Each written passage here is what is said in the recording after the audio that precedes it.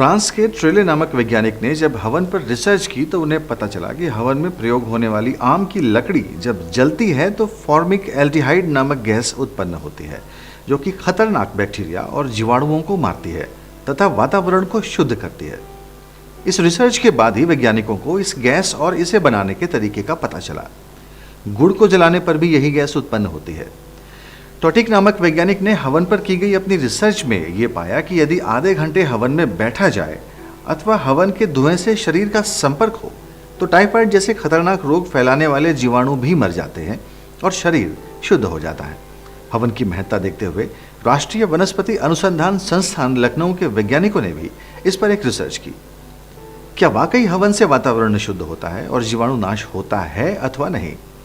उन्होंने ग्रंथों में वर्णित हवन सामग्री जुटाई और जलाने पर पाया कि ये विषाणु नाश करती है।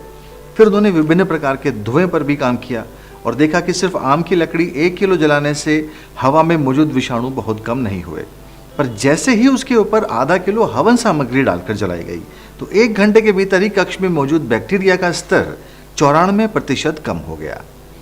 यही नहीं, उन्होंने आगे भी कक्ष की हवा में मौजूद जीवाणुओं का परीक्षण किया और पाया कि कक्ष के दरवाजे खोले जाने और सारा धुआं बाहर निकल जाने के 24 घंटे बाद भी जीवाणुओं का स्तर सामान्य से 96% कम था। बार बार परीक्षण करने पर ज्ञात हुआ कि इस एक बार के धुएं का असर लगभग 1 माह तक रहा और उस कक्ष की वायु में विषाणु स्तर 30 दिन बाद भी सामान्य से बहुत कम था। यह रिपोर्ट एथनोफार्माकोलॉजी के शोध पत्र रिसर्च जर्नल ऑफ एथनोफार्माकोलॉजी में भी दिसंबर 2007 में छप चुकी है।